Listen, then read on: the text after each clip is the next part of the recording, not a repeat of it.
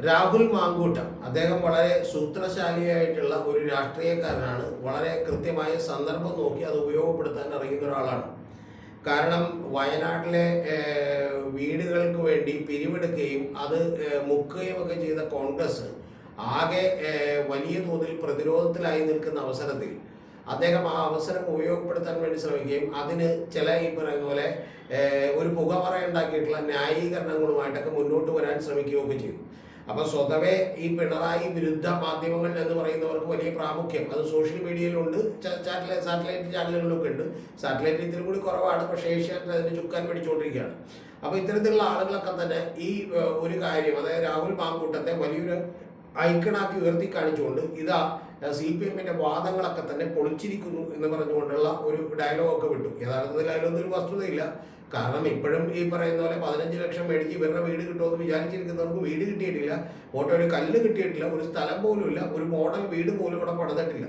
അപ്പോൾ അതുകൊണ്ട് അതൊക്കെ യാഥാർത്ഥ്യമാണ്. പക്ഷെ എന്തൊക്കെയോ വായിട്ടടിച്ച് എന്തൊക്കെയോ പറയുകയും അതിന് വലിയ റീച്ചിൽ ലൈക്ക് കിട്ടുകയും ചെയ്യുന്നു എന്നൊരു പ്രതീതി ഉണ്ടാക്കി. അപ്പോൾ ആ റീച്ചും ലൈക്കും ഒക്കെ നമ്മൾ പരിശോധിക്കുമ്പോൾ, ഏറ്റവും അവസാനത്തെ വീഡിയോയിലൊക്കെ എടുത്ത് പരിശോധിക്കുമ്പോൾ അതിൽ വലിയ തോതിൽ മറ്റ് വിദേശ രാജ്യങ്ങളിലെ പൗരന്മാരും ചൈനീസ് പൗരന്മാരും ഒക്കെ ഉള്ള ആളുകളടക്കമുള്ള ആളുകളൊക്കെ തന്നെ അത് ഷെയർ ചെയ്തിട്ടുണ്ട്.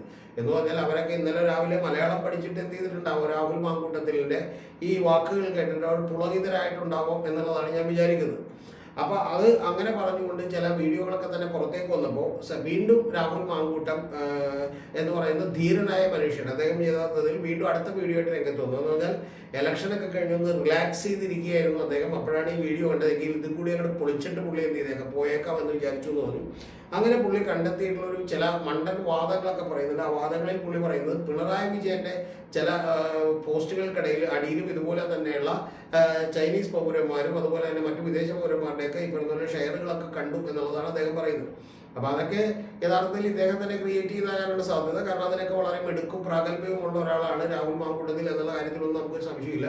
കാരണം അദ്ദേഹം വ്യാജ ID കാർഡുകൾ നിർമ്മിച്ചു എന്നുള്ള കേസിലടക്കം പ്രതിയാവുകയും അദ്ദേഹത്തിൻ്റെ കൂടെ തന്നെ നടന്നുകൊണ്ടിരിക്കുന്ന ആളുകളൊക്കെ തന്നെ പ്രതിയാവുകയൊക്കെ ചെയ്തതാണ്. അപ്പോൾ അങ്ങനെയാണ് അദ്ദേഹം യൂത്ത് കോൺഗ്രസിൻ്റെ പ്രസിഡന്റ് ആയത് എന്നുള്ളതൊക്കെ നമുക്കറിയാവുന്ന ഒരു കാര്യമാണ്. അപ്പോൾ അതുകൊണ്ട് തന്നെ ഇങ്ങനെയുള്ള ചില വാചക പണികളിലൂടെ പിടിച്ചു നിൽക്കാൻ വേണ്ടി ശ്രമിച്ചുകൊണ്ടിരിക്കുകയാണ്. കേരളത്തിലെ ചില നല്ല റീച്ചുള്ള യൂട്യൂബേഴ്സൊക്കെ ആണെങ്കിൽ ഇദ്ദേഹത്തിൻ്റെ ഒരു PR വർക്ക് ഏറ്റെടുക്കുകയും ആ PR വർക്കിലൂടെ ഇദ്ദേഹം തകർത്തു വാരി ഇദ്ദേഹം പൊളിച്ചു എന്നൊക്കെ പറഞ്ഞുകൊണ്ട് എന്ത് ചെയ്യുകയും ചെയ്തു, വീഡിയോകൾ ചെയ്യുകയും ചെയ്തുകൊണ്ടിരിക്കുകയാണ് എന്നുള്ളതാണ് യാഥാർത്ഥ്യം. പക്ഷേ എനിക്കിതിൽ ചോദിക്കാനുള്ള ഒരേ ഒരു ചോദ്യം എന്ന് പറയുന്നത്, ഇതിൽ രാഹുൽ മാങ്കൂട്ടത്തിൽ പറഞ്ഞ ഏറ്റവും രസകരമായ ഒരു കമന്റായി എനിക്ക് തോന്നിയത്, ഇതിനെല്ലാത്തിനെയും അദ്ദേഹത്തിന്റെ വാദങ്ങളെ മുഴുവൻ പൊളിച്ചു കളയുന്ന ഒരു കാര്യം പറയുന്നത്, അദ്ദേഹത്തിന്റെ PR വർക്ക് ചെയ്യാനായിട്ട് ഒരു ടീമും ഇല്ല എന്നുള്ളതാണ് പറയുന്നത്. നിങ്ങളൊന്ന് ആലോചിച്ച് നോക്കണം, അദ്ദേഹത്തിന് PR വർക്ക് ചെയ്യാൻ വേണ്ടിയിട്ട് യാതൊരു ടീമും ഇല്ല എന്നുള്ളതാണ് പറയുന്നത്. നിങ്ങൾ ഈ PR വർക്ക് ചെയ്യാൻ ഷാഫി പറമ്പിൽ രാഹുൽ മാങ്കൂട്ടത്തിലൊക്കെ ആളുണ്ടോ എന്നറിയാനായിട്ട് നിങ്ങൾ ഷാഫി പറമ്പിലിനെതിരെയും രാഹുൽ മാങ്കൂട്ടത്തിലേക്ക് ഒരു വീഡിയോ ചെയ്ത് നോക്കിയാൽ മതി. അപ്പം തന്നെ അതിന് താഴെ വന്ന് തെറികളും ബഹളങ്ങളും ഒക്കെ കേൾക്കാം. പിന്നെ ഇതൊന്നുമില്ല എന്നാണ് വിചാരിക്കുന്നതെങ്കിൽ ഞാൻ രാഹുൽ മാങ്കൂട്ടത്തിനോട് ചോദിക്കുന്നത് ഏറ്റവും പ്രധാനപ്പെട്ട ഒരു ചോദ്യമുണ്ട്. ആ ചോദ്യത്തിന് നിങ്ങൾ ഉത്തരം തന്നെ. ആ ചോദ്യം എന്ന് പറയുന്നത്, നിങ്ങൾക്കെതിരെ ചില പ്രതികരണങ്ങൾ കോൺഗ്രസിന്റെ വനിതാ നേതാക്കൾ നടത്തിയപ്പോൾ, നിങ്ങളാണെങ്കിൽ കോൺഗ്രസിന് വേണ്ടി മരിക്കാൻ തയ്യാറായിരിക്കുന്ന ഒരാളാണല്ലോ, വനിതാ നേതാക്കളായിട്ടുള്ള ഷാനിമോൾ ഉസ്മാൻ താങ്കൾ രാഷ്ട്രീയം ഉപയോഗിച്ച് പോകുന്നതാണ് നല്ലതെന്ന് പറഞ്ഞപ്പോൾ അവർ വലിയ തോതിൽ വ്യാപകമായി ആക്രമിക്കപ്പെട്ടു. ആരാണ് ആക്രമിക്കപ്പെട്ടത്? രാഹുൽ മാങ്കൂട്ടത്തിനോട് അത്രത്തോളം ഹൃദയബന്ധമുള്ള ആളുകൾ ഷാനിമോൾ ഉസ്മാനെതിരെ തിരിയണമെങ്കിൽ അവർ യഥാർത്ഥത്തിൽ കോൺഗ്രസ്സുകാരാണെങ്കിൽ അവർ ഷാനിമോൾ ഉസ്മാനെതിരെ തിരിയോ? ഇനി അതവിടെ നിൽക്കട്ടെ. അടുത്തത് ഈ പറഞ്ഞ ഉമാ തോമസ് ആരാണ്? വളരെ ഈ പറഞ്ഞ സമാരാധ്യനായിട്ടുള്ള കോൺഗ്രസിന്റെ ഈ പറഞ്ഞ വളരെ ആർജവമുള്ളൊരു നേതാവായിരുന്ന PT തോമസിന്റെ ഭാര്യയാണ്. ആ PT തോമസിന്റെ ഭാര്യക്കെതിരെ അവർ ഈ പറഞ്ഞ വീണ് അപകടം പറ്റി അന്ന് ചത്താൽ മതിയായിരുന്നു എന്ന് പറഞ്ഞ കമന്റ് എഴുതുകയും ആ കമന്റിന് 100 കണക്കിന് ലൈക്കുകൾ ഉണ്ടാവുകയും ചെയ്തത് എവിടെ നിന്നാണ്? എന്റെ രാഹുൽ മാങ്കൂട്ടത്തിൽ. ആളെ പൊട്ടറാക്കാൻ നോക്കുകയാണ് നിങ്ങൾ. ഇനി ഇതേപോലെ തന്നെയുള്ള യൂത്ത് കോൺഗ്രസിന്റെ ഈ പറഞ്ഞ യങ് ലീഡേഴ്സ് താങ്കൾക്കെതിരെ വർത്തമാനം ഉണ്ടെങ്കിൽ അവരെല്ലാം എങ്ങനെയാണ് ആക്രമിക്കപ്പെടുന്നത്? ഇനി ഇതെല്ലാം പോട്ടെ, നിങ്ങൾ ഷഹനാസ് എന്ന് പറയുന്ന, ഹണി ഭാസ്കർ എന്ന് പറയുന്ന ഇത്തരത്തിലുള്ള ആളുകളൊക്കെ എങ്ങനെയാണ് ആക്രമിക്കപ്പെട്ടത്? ഇവരെല്ലാം അവരൊക്കെ പിന്നെ ആക്രമിക്കപ്പെട്ടത് അവരെ എതിർചേരിയിൽ നിൽക്കുന്നതുകൊണ്ടാണ്. ഹണി ഭാസ്കർ എന്ന് വിചാരിക്കാം. ഷഹനാസ് എങ്ങനെയാണ് ആക്രമിക്കപ്പെട്ടത്? അപ്പോൾ കോൺഗ്രസ്സുകാരായിട്ടുള്ള ആളുകൾ തന്നെ താങ്കൾക്ക് വേണ്ടി കൊലുത്തുന്ന ആളുകൾ വന്നിട്ട് ഇവർക്കെതിരെ ആക്രമണം നടത്തിയോ? ആരെ പറ്റിക്കാനാണ് ഈ ഡയലോഗ് പറയുന്നത് എന്നാണ് എനിക്ക് ചോദിക്കാനുള്ളത്. ഇനി ഇതെല്ലാം പോട്ടെ, ഇതൊക്കെ ഭയങ്കര വാചകത്തോടുകൂടി ഡയലോഗോടുകൂടി വലിയ കാര്യത്തോടുകൂടി എന്ന് പറയുകയും അതിനെയൊക്കെ സപ്പോർട്ട് ചെയ്യാനായിട്ട് ശരിക്കും പറഞ്ഞാൽ എനിക്ക് നാണം തോന്നും. പലപ്പോഴും എൻ്റെ സുഹൃത്തുക്കളായിരുന്ന പഴയ ഈ പറയുന്ന പോലെ പിണറായി വിരുദ്ധത് കൊണ്ട് ഫിലമെന്റ് അടിച്ചു പോയ കണ്ണിന്റെ കാഴ്ച നിർത്തി നഷ്ടപ്പെട്ടു പോയ ആളുകൾ രാഹുൽ മാങ്കൂട്ടത്തിന്റെ ഫോളോവേഴ്സായി മാറിക്കൊണ്ടിരിക്കുകയാണ്. ഒന്ന് ആലോചിച്ച് നോക്കി അവരുടെ ഗതികേട് എന്താണെന്ന് വെച്ചാൽ അതിന്റെ രാഹുൽ മാങ്കൂട്ടത്തിന്റെ ഗതികേടായി മാറിക്കൊണ്ടിരിക്കുന്നത്. ഇതിലെനിക്ക് ഏറ്റവും വലിയ അഭിമാനം തോന്നിയത് രാജ്മോഹൻ ഉണ്ണിത്താനെതിരെ നിങ്ങളൊരു ആക്രമണം പ്ലാൻ ചെയ്തു. ആക്രമണം സ്വിച്ച് ഇട്ട പോലെ നിന്നല്ലോ. എന്താ ബാക്കിയുള്ള കോൺഗ്രസ്സുകാരൊക്കെ കൂടി അപ്പൊ രാജ്മോഹൻ ഉണ്ണിത്താൻ എന്ത് ചെയ്തു? രാജ്മോഹൻ ഉണ്ണിത്താൻ കോൺഗ്രസിന്റെ തന്നെ MP ആണല്ലോ കാസർഗോഡ്. അദ്ദേഹം തൃണമൂൽ കോൺഗ്രസിന്റെയോ അല്ലെങ്കിൽ മറ്റേ CPM-ന്റെ MP അല്ലല്ലോ. അദ്ദേഹം പക്ഷെ വന്നിട്ടൊരു വാചകം വന്നല്ലോ, എനിക്കെതിരെ എങ്ങാനും സൈബർ അറ്റാക്ക് നടത്തിയാൽ ഞാൻ കുറച്ച് കൂടുതൽ കാര്യങ്ങൾ വന്നാൽ വിളിച്ചു പറയുമ്പോഴേക്ക് എന്ത് ചെയ്യും? നിങ്ങൾ ഈ പറഞ്ഞ പോലെ നിങ്ങൾ മാത്രമല്ല മറ്റു ചില ആളുകൾ, അതായത് നിങ്ങളുടെ പുറകിലുള്ള ആളുകൾ കൂടി തലയിൽ കൊണ്ടിട്ട് ഓടേണ്ടി വരുമെന്ന് പറഞ്ഞപ്പോൾ ആ നിമിഷം ഈ പറഞ്ഞ പോലെ സഡൻ ബ്രേക്ക് ഇട്ട പോലെ, അതായത് BMW ബെൻസും ഒക്കെ നമ്മൾ ബ്രേക്ക് ചെയ്താൽ എങ്ങനെ നിൽക്കുമോ അങ്ങനെ നിൽക്കുന്ന പോലെ സഡൻ ബ്രേക്ക് ഇട്ട പോലെ കൃത്യമായിട്ടിരുന്നല്ലോ.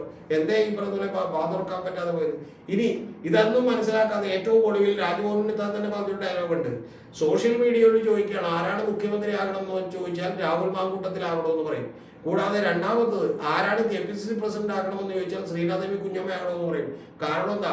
ഫേക്ക് കോടിക്കണക്കിന് രൂപ കൊടുത്തുകൊണ്ട് ഇത്തരത്തിലുള്ള ആളുകളെ തീറ്റിപ്പൊട്ടിക്കൊണ്ടിരിക്കുകയാണ്. അതിൽ പ്രധാനപ്പെട്ട കാര്യം ഈ പറയുന്ന ഫേക്ക് ഐഡികൾ വെച്ചുകൊണ്ട് ആളുകളെ എന്ത് ചെയ്യാം, അങ്ങനത്തെ ഫേക്ക് ഐഡികൾ ക്രിയേറ്റ് ചെയ്ത് വെറുതെ ഒരു ഈ പറഞ്ഞ പോലെ അഭിപ്രായം ക്രിയേറ്റ് ചെയ്യാണ്. അല്ലാതെ നിങ്ങൾക്ക് വലിയ പിന്തുണയൊന്നുമില്ല. ഈ പിന്തുണ ഉണ്ടായിരുന്നെങ്കിൽ നിങ്ങളെയൊക്കെ സപ്പോർട്ട് ചെയ്തിട്ടുള്ള ഇവിടുത്തെ കേരളത്തിലെ വലിയ യൂട്യൂബേഴ്സും വലിയ ഈ പറയുന്ന പോലെ ചാനൽ നടത്തുന്ന ആളുകളോടൊക്കെ എനിക്ക് വലിയ ചോദ്യമുണ്ട്. എങ്കിൽ പിന്നെ കോൺഗ്രസിനെ കൂടെ നിർത്തായിരുന്നില്ലേ സ്ഥാനാർത്ഥിയായിട്ട്? എന്താ നിർത്താതിരുന്നത്? എന്താ സ്ഥാനാർത്ഥിയായിട്ട് നിർത്താതിരുന്നത്?